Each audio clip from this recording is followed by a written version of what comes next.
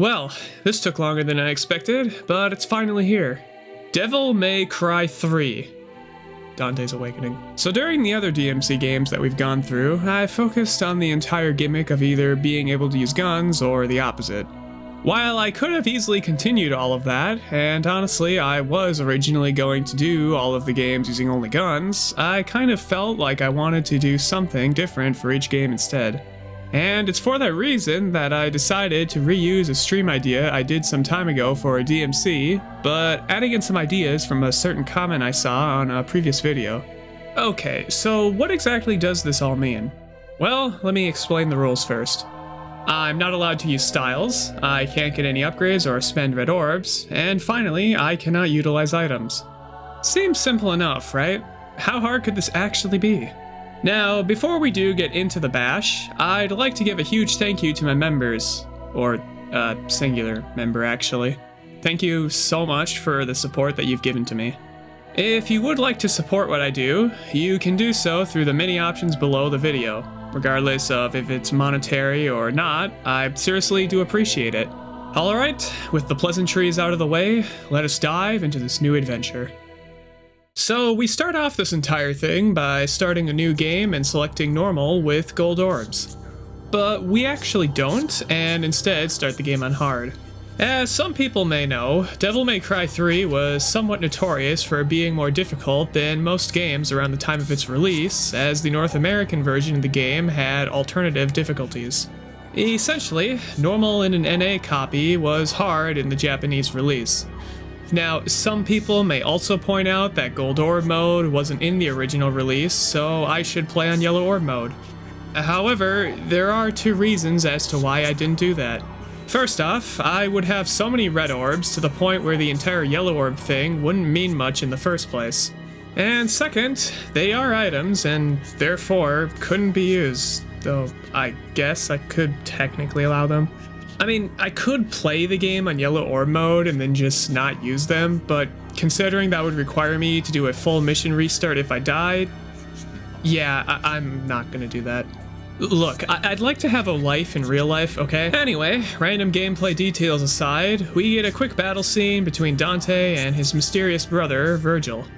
Some stuff happens between the two, but I'm honestly way more distracted by something else in this scene, but I'll point it out later. You'll see. So we get to see more of the wacky pizza man before he's invited to some sort of party hosted by his brother. He gets ambushed, and it's around this time we actually get to start the gameplay itself. But not before setting up some good tunes. This party's getting crazy. Let's rock.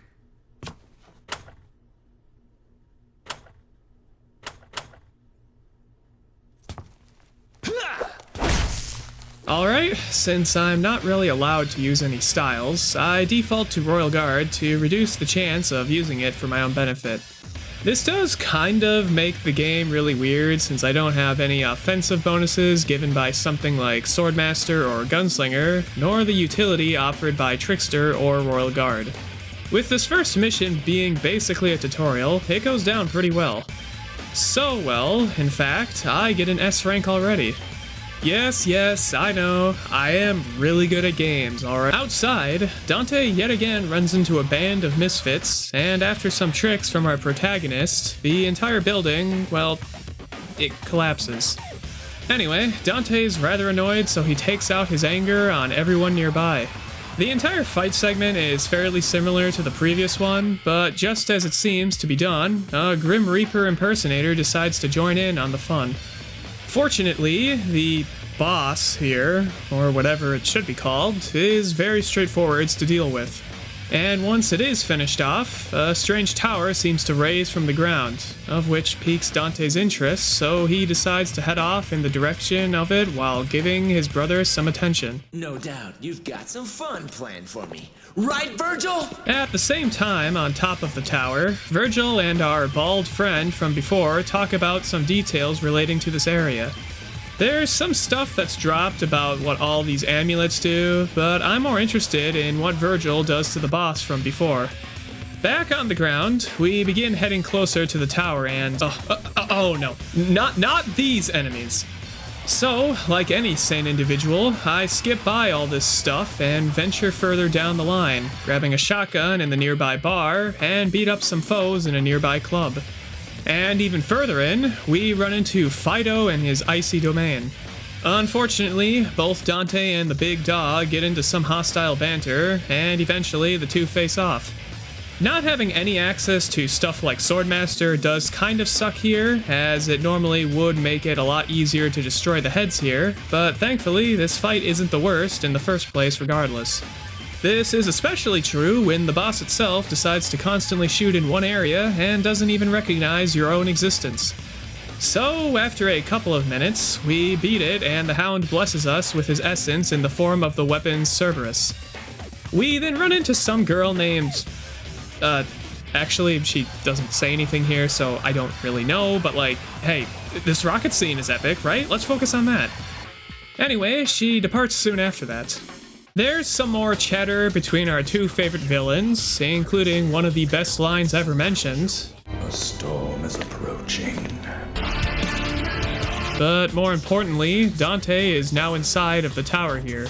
So we wander upwards and enter into a new room filled with... Oh, come on, just go away! Alright, I'm just going to pretend nothing went wrong in the previous room and continue as is. We go upwards using this cool elevator here, and after fighting some enemies and continuing even further up, we cross a bridge, or try to, anyway. Regardless, we recover from all of that, and then move into a new expansive room, which features this huge flying bug of a boss. Though it could be argued this is barely a boss, as it's just that easy. So anyway, we beat it really fast and grab a strange device from the next room. Dante then runs into the best character in the series, who then reveals his name as Jester and mentions some cool stuff about this tower. Anyway, the two separate, and I'm quite sure they like each other. After Dante leaves that room, he runs into some goblet full of blood, which spews out a new enemy, and thankfully such a foe is really easy, so this entire segment goes by really fast. With the last one down, a bright flash creates a portal, and upon entering it, we run into Jester. And, as is expected, the two fight because, well, why not, I guess? The entire fight itself is basically just your standard dodge this and that type of thing, so it's fairly simple. I would go as far to say this fight is rather boring, but the sheer insanity from the ending of this encounter makes it all worth it. Okay, with whatever that is out of the way, we head up and use the board from before to shift a few things lower in the tower. And after retrieving some sort of ornament, we plant it into a mechanism and interact with it, I think. We then grab a cool soul and get ambushed by my favorite foes. Again. So the soul lets us walk upon an invisible bridge located where the old one was, and from there we enter into an elevator room, deal with the spam of evildoers from above, and eventually reach what seems to be a boss room. Some strange statue dudes talk with each other, though eventually Dante grows a bit impatient over all of this and just interrupts them, which isn't taken the best. Unlike stuff before, this boss consists of two bosses, which, honestly, is pretty cool. With some well-timed attacks, they can be parried, and it's possible to knock their weapons away from their hands if done enough. And the attacks after this do quite a lot. When one falls, the other calls for them to join together, which creates one boss with both powers. And due to my low amount of health and somewhat forgetting how all of this works, I do actually die here. But I then come back, repeat everything from before, and then manage to beat them successfully. The pair of weapons decide to join along with Dante after a short chat, which is good because Agni and Rudra are really great to have here. No talking. Elsewhere, we get some sort of action scene with the woman from before doing stuff and things and, you know, all of that cool stuff. But, more importantly, we continue into a section featuring some trials. Unfortunately, these trials are extremely easy if you've done them at least once, so after going through a specific pattern in the leftmost one, and then rushing through a spike-and-trapped room, we use the essences we've gotten on a center panel. Following a short run up some stairs, we get a quick cutscene involving some sort of family dispute, which ends up in violence as every domestic situation in this universe seems to. Anyway, Dante catches the woman from before who was falling, then gets shot, is completely fine, gets shot again, and then just decides to go spend his time elsewhere. So we plunge downwards, grab some fragment, go back upwards, beat up some random crypt fiends, and activate an elevator. We then go down there, remove some fire stuff, break a ball, and after yet again having some fun with some uninvited guests, we return back up above and use this cool skull we got to continue on towards the main show. And look who's waiting for us up there. Unfortunately, Dante has some complaints about this entire arrangement. No food, no drinks, and the only babe just left. So, the two fight because they are both reasonable and sane individuals who can solve stuff sensibly. The first Vergil fight is pretty simple as is, since his moveset is predictable and there's tons of moments to get damage in. The fight itself ends quite quickly, though they still duke it out afterwards even though I won. Unfortunately, this all culminates in the really funny moment where you win in a fight but still lose in the cutscene afterwards. Yeah, you know, I'm cool with this. Also, we're at this moment again, so I'm going to mention that Vergil takes the amulet here, but doesn't in the cutscene at the start of the game, so I'm like, I'm really, really mad right now, okay? Just get the continuity right in the game. Either way, Dante recovers and tries to retaliate at Vergil, but it doesn't really work, and both the guy without hair and Vergil depart afterwards. So, Dante is now mad, and by that, I mean, like, super mad. So he decides to jump off the entire tower, does a bunch of cool and sick and amazing moves, and then finally is engulfed by some flying whale. Also, what exactly was his plan here? Did he want that whale to, like, you know? Okay, so I hate this mission, so I'm going to shorten it by a lot.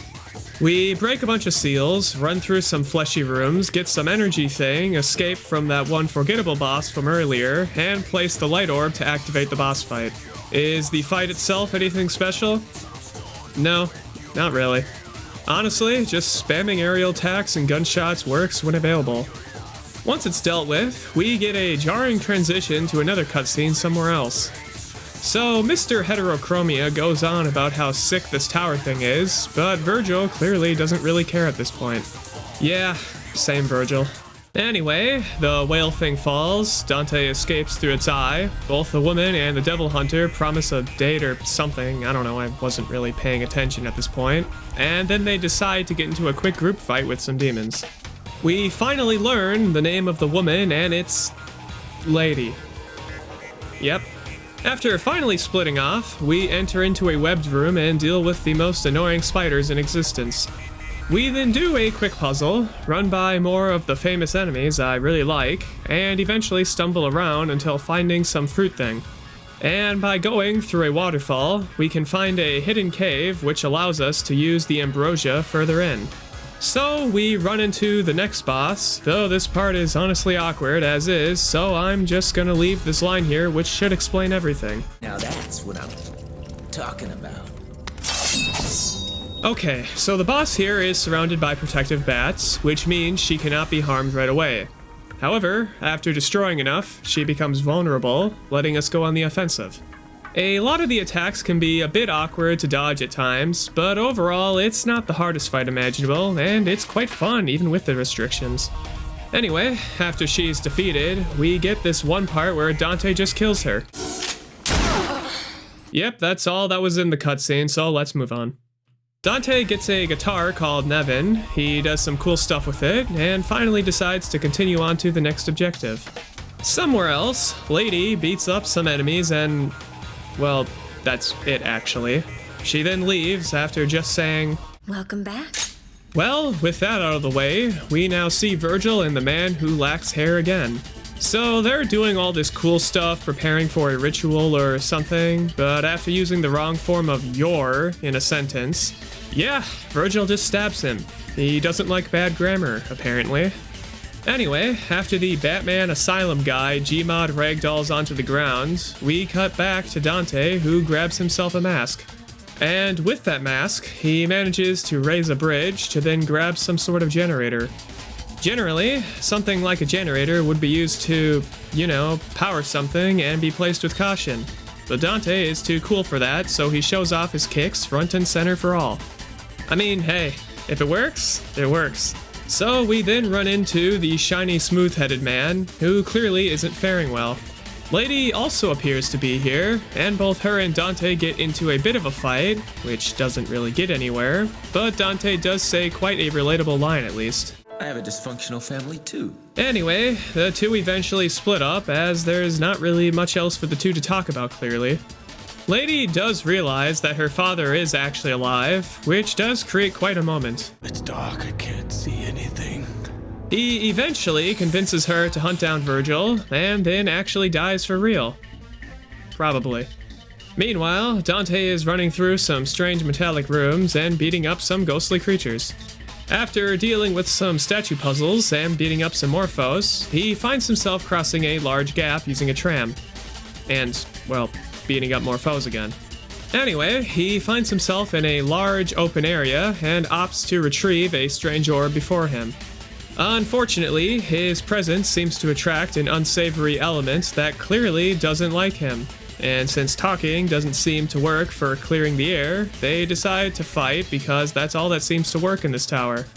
Typically, Beowulf is a bit harder than most bosses before him, but he can be trivialized by making use of Agni and Rudra's aerial attack. Or, alternatively, Swordmaster attacks midair also work, but that requires a style. And I'm, unfortunately, not really all that stylish in this run. Either way, the fight ends with Dante receiving a massive hit, but in turn he manages to blind the beast. So, he just runs away. And, oh look! The bald man is fine. Yay? So Dante decides to grab that purple orb from before, starts getting whatever life he has remaining drained from him, and of course, the fan favorite decides to drop on in. You're not going to shoot me, are you? If you do, I'll die. Insightful knowledge, Jester. Thank you. Anyway, he relays that the orb is some sort of key to reach Vergil, and it's capable of giving out immense power. So, let's make use of it then, shall we? And yeah, having perma-DT is pretty strong. Even so, it does come with the problem of losing health over time, but it totally won't be an issue. Anyway, I end up dying when against the Horde here, but due to the respawn point being right outside of the room, it doesn't really mean too much. Once we're finally back at the bridge, the purple orb does its thing and swaps the bridge's rotation. And it's with that change we're able to run into Jester yet again. Oh, fancy seeing you here. It's been like ages, you know? Yes, I know I can skip Jester 2 and Jester 3, but, you don't skip Jester. Also, this fight adds in a ball, and I think some other attacks, but the ball is cooler. So, when he's finally done with, we make our way to another bridge because there's never enough of them in here, and run into a horse. And since Dante doesn't like horses, we fight it. This first part of the fight consists of just jumping and shooting, and then hitting when given any stops, so basically it's nothing of note. However, the bridge does break eventually, and then the fight changes a bit. Now, the horse runs around an arena and has some really fun drifting attacks. Anyway, I end up dying to this boss, so I restart, destroy the bridge yet again, and finally beat the horse. So, both Dante and the horse have a staring contest, of which the horse fails, so it's sentenced to death, and then Dante gets some cool and sick time powers. Around the same time, Vergil is preparing the ritual, though Beowulf hates rituals more than anything else in the universe, so he was able to smell this from across the tower. Unfortunately, Beowulf sucks, so he actually loses for real this time, likely permanently, and Vergil gets his own new weapon like Dante normally does. Well, since Vergil has nothing else to do after showing off earlier, he decides to continue on with his preparations. On Dante's side, we run into some chess pieces, which are pretty easy to deal with. Eventually, we do run into a puzzle room, which I somehow fail multiple times despite knowing the solution, but I don't think I was paying much attention during all of this. We then grab this Ori Halcon thing, and then bring it to a huge door to open it up. And it is within this new room we run into Vergil, who seems to be in a bad mood. You seem to be in a bad mood. Hey, I just said that. As is expected with siblings, they decide to fight. Vergil now makes use of Beowulf, which definitely makes it easier and harder in some strange ways, so overall, it's just different, I guess. What definitely makes it more challenging is that he now uses Devil Trigger just like Dante, which seriously amps up how offensive he can be. Due to all of this, I get extremely low, but around half health he switches back to Yamato, which can help for consistency reasons. I also just barely survive an attack later in the fight, which I am still surprised about, but you know what? I'm not going to complain about it. With the fight reaching its end, the two brothers seemingly spill blood at an endless rate. However, the fight is then interrupted by Lady, which now adds a third element to this fighting. Just as all of it was finally dying down, the amazing Jester steps into view and reveals his own grand plan. Unexpected to the rest of the group, the supposedly joking demon was, in reality, Arkham. Oh, right, I don't think I actually said his name at all, but yeah, the funny guy who lacks the ability to grow a mane is called Arkham. Now, with both of the brothers' blood added to the ritual, Arkham decides to spill blood from Lady herself to finish the preparations. Despite that, the three heroes, assuming Vergil is a hero here, get back up to stop the villain, though Arkham seemingly learned much from DMC2 Heihachi and pulls off the hardest move ever seen. Geez, someone signed this guy up for Evo. Anyway, the tower is now raised, Vergil falls to his death or something, and it seems Dante and Lady have a lot to fix at this point. The two assess their plans, and then end up splitting up, with one going up and the other going, well, up, but in a different direction. And moments later, we get our hands on possibly the most broken weapon in this game, Beowulf. Oh, but how come Beowulf is so overpowered? I'll get to that soon. You'll see. Anyway, we break a statue and narrowly avoid a blue orb fragment, and then head through a ton of corridors before eventually reaching that one tram from before. Once we're past that, we run through a maze, yet again avoid another blue orb like the plague they are, and use a portal to reach the club from much earlier in the game. We're then outside momentarily before spotting what seems to be a motorcycle. And, as anyone likely understands with motorcycles and Devil May Cry, of course you already know what's going to happen. Wow, it's really cool they actually let you use the motorcycle as a weapon in this game. Gosh, I'm so excited to use it later. Oh. Huh. Okay, so Dante is at a high point of this tower now, but unfortunately we get introduced to another annoying enemy. To be fair, the game expects that you would be using styles or other tools to make this easier. And I could have had Agni and Rudra equipped, but I don't, so this really hurts to play. After having to restart to a normal enemy, I eventually clear them, run through the new area before us, and activate a trigger to start this really confusing maze of a level. Now, thankfully, I already know the layout. By hitting this wheel here a bit, we can have the tower swap its rooms once. And after running through a bunch of areas and by some enemies, we grab a part of this new key thingy. The next one is gained by swapping rooms once more again, running through some entrapped hallways, and ignoring some spiders to pick it right up. Swapping it all yet again then allows us to go through some alternate pathways to find the next one protected by some ghastly foes. Then, with all three and a full set, we head back, swap the rooms twice more, and then run back into the starting room to then be surprised by some ambushing spiders. See? That was easy enough and hopefully understandable, right? We then place the fragments into some slots to open up an elevator, and then take it upwards to get closer to Dante's next destination. Meanwhile, at the top of the tower, Arkham continues his diabolic ritual to create an entry into the demon realm. And once he succeeds in doing so, he rises upwards to claim the power of Sparta for himself. Also, in case you don't know, for whatever reason, Sparta is Dante and Vergil's father, and he kind of plays an important role in... So the entire thing going on at the top of the tower is clearly sending tremors downwards and is disturbing the balance of forces in the world. and this is shown quite noticeably by the enemies swarming Dante, which then disappear after the cutscene itself. Alright, so disregarding whatever that was, we head to the right and mow our way through a bunch of demons to then reach a dead end. But in this room, we can reveal a ball, which can then be destroyed to gather the golden sun, which is clearly some sort of key for something. After dealing with a bunch of rampant chess pieces, we head back to the beginning and take a left to then reach a room with not just one, but 2 balls. And when these balls are slammed together, which is definitely a phrase to say, we get an onyx moon shard, which definitely can be used with the golden sun from earlier. Also, I die in this room a bit later because these one enemies still exist, but I thankfully get past that on my second attempt here and get back to the start.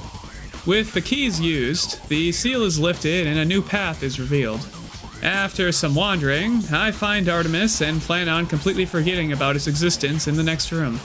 On a more important note, we eventually reach a library and run into our partner in crime, Lady. Though it's clear that Dante doesn't want Lady involved due to her not having the abilities of a demon. To be honest, he may have a point after taking a shot like that. Anyway, because literally no one in this entire universe can handle something without beating each other to smithereens, they fight. As expected. Lady can be pretty irritating to fight because she just jumps all over the place constantly and dodges whatever you do, but she also has like no health and Beowulf does a ton of damage on its regular attacks. With the fight ending in less than a minute, Dante resolves to deal with the coming problems himself, as his family has basically been related to all of this in the first place, so it would make sense if he were to fix it like his father before him. Lady, seemingly, agrees now, and gives her rocket launcher to assist us later. And I am seriously thankful of this because holy, this thing is really useful in literally one circumstance. With everything set, Dante heads upwards on his path to the top. Around the same time, Arkham is now within the spooky realm and approaches his goal, obtaining the power of Sparta. To do this, he combines the brother's amulets with the sword before him, Force Edge, and begins his transformation. Of course, none of that matters right now because we have another puzzle room to solve with Dante. You know, I'm so used to doing this area with a double jump in my moveset or, I don't know, a certain sort of style that gives some more mobility or something. We do get out of there eventually, but then run into the third Jester fight, which is kind of awkward now that we know his real identity, but yeah, he's still gonna fight us, I guess, so let's get this over with. This fight is basically the exact same as the second one, but I get to show off some stupid stuff here. Beowulf has this really strong attack that can be executed while midair, which causes you to plummet downwards and deal a lot of damage. Normally, the animation causes you to go completely back onto the ground. However, if you jump within a few frames of coming into contact of an enemy's hitbox, it is possible to cancel the rest of said animation with an enemy step and instead use yet another attack from the air. And this can be repeated indefinitely so long as the opponent doesn't, well, disappear. So with that said, this fight is basically trivial. Anyway, Jester gives his last farewell, and then we continue through the Riddle trial room and the spike hall from much earlier. We traverse up for a bit, defeat some strange looking demons that can phase into the ground, and manage to reach the peak of the tower. Or, well, we nearly do, but instead we are teleported into some odd room in the middle of nowhere. Since this is Devil May Cry, I guess this part should have been expected, but Dante ends up talking with and fights his own shadow. Yep. Overall, the fight works with Dante having to activate lights around the room to gain the ability to damage the boss. Alternatively, it is possible to volley the ranged orb attack the shadow uses, which is a rather strange mechanic that a lot of old games seem to use with later bosses. Eventually, it's whittled down by making use of Beowulf spam with some rebellion attacks here and there, and the fight concludes with Dante clashing with his shadow. The shadow then joins Dante and becomes his own summonable doppelganger, but due to that being a style, I can't actually make use of it. And that sucks. Well, now that Dante is at the top of the tower, he too ascends into the realm above like Arkham did a few missions ago, or whenever that was. Anyway, the realm itself is extremely bright and not really somewhere I expected a bunch of demons to hang around. At the end of this pathway, we hop into some sort of portal and happen upon a chessboard. And like any sort of chess-related boss in a game, you can already tell immediately it's going to be a pain. But thankfully, it actually isn't that bad due to the usual Beowulf spam. After breaking the king piece, the rest are destroyed as well, and we make our way through a new portal. And then, after going through another portal, we now have a strange room with a bunch of gem-imbued statues. Now, there is thankfully a trick to make this a fast section. We do the blue stone, which includes Cerberus, then move on to the green stone, which includes Agni and Rudra, and finally finish off with the white stone, which includes Beowulf. By finishing these three specifically, a complete link is created which activates a portal for us. With all that going on, Arkham, meanwhile, is role-playing as someone way cooler than he is. But if there is any good news, this Sparta transformation clearly marks that he will be a really well-made and super fun boss to fight against, right? Around the same time as that, Lady is in the library seeming depressed. But it's around then that a strange figure walks by from nearby. Oh, I do wonder who that could be. Anyway, inside of the demon realm, we are ambushed by some more of the phasing demons who, thankfully, are easy to defeat when backed into a corner. After this, we enter into a room filled with mirrors and more of the same enemies. However, whenever a mirror breaks, they all die. And after 2 mirrors are broken, another portal opens which leads into a strange area with this big hourglass. And more of the same enemies. This part normally has a strict time limit, so beating it quickly is important. Luckily, I do manage to finish it just as the time ran out and grab whatever the Samsara thing is. We then leave the area through a portal, then go back into the portal we came from, then go back into the portal we came from again, and use the new item to shift the portal alignment in the mirror room. Eventually, Dante finds himself in a dark area before being ambushed by Arkham, pretending to be Sparta. Whatever. You know, if this fight is going to be a fast-paced engagement between the legendary Sparta and Dante himself, this is honestly going to be pretty great. I'm so excited for this. It's gonna be— oh wait, nope, they ruined it. So, if it's already not obvious, I really don't like this fight, so I'm going to make this as quick as I can. Agni and Rudra are extremely nice to have here, as the air attack they have can be spammed really quickly to do a ton against Arkham. Often, the boss will retreat under the liquid beneath him and summon a bunch of eel leech things to attack in the meantime. The rocket launcher from before has its one use here, as it completely demolishes these enemies with barely any effort. Thanks, lady. Arkham really likes using these huge swings, which can be annoying to dodge, but the worst of his attacks is when he summons some strange snake things while enraged that track you down aggressively. Around halfway, we get this cutscene where Arkham goes on about it being pointless to fight him despite the fact we were doing really well. Oh, look who it is. So, Vergil also has a problem with Arkham, and due to that, him being here was something to be expected. And normally, I'd say this would be a really cool moment because you get to fight with Vergil, you know? I'm sure you can guess where this is going. Well, this part sucks. Vergil does a lot of damage, which is cool to have, but for some reason, the game prevents you from using Devil Trigger, and that alone makes this insanely painful, especially on harder difficulties. Now, you also lose your style due to Vergil being around, but that doesn't matter because I'm not using a style. While I would like to talk more about this fight, it's literally the same thing repeated for much longer than it should have been, so I'm just gonna skip until the end. So Dante and Vergil both do this cool thing where they swap weapons by pushing it through the boss, and after finally bringing Arkham down to his last legs, or whatever he has, the brothers both make use of one of Dante's handguns with one last word. Jackpot. Wow, I wonder if he'll say that again several years from now. Anyway, Arkham disperses from existence here, and Force Edge, along with the amulets, plummets into the hole beneath it with the brothers following in turn. On the surface world, the top of the tower seems calmer now.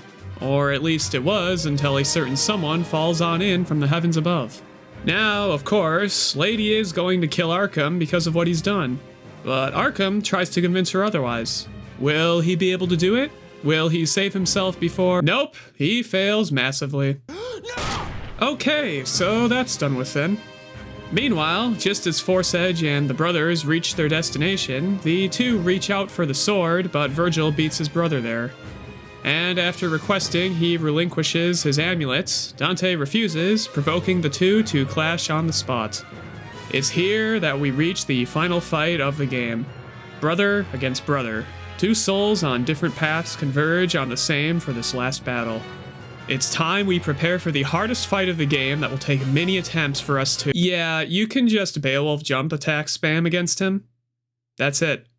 I mean, granted, I do die on my first attempt as I was screwing it up a lot, but after remembering how to properly do it the second time around, the fight became insanely trivial.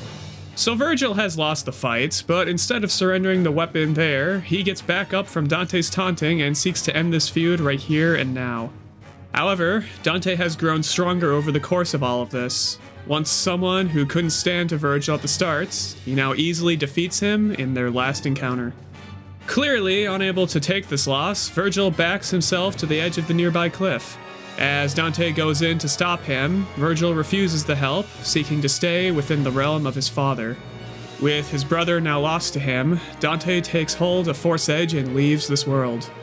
Sometime later, he meets up with Lady and hands back the rocket launcher. Obviously, he's feeling emotional given all he's gone through, but more importantly, Lady says the name of the game series so the credits can now roll. Devil may cry. Oh, wait, the credits do actually roll like half a minute later. Huh. That's some good timing. Well, I can safely say that the challenge here has been completed.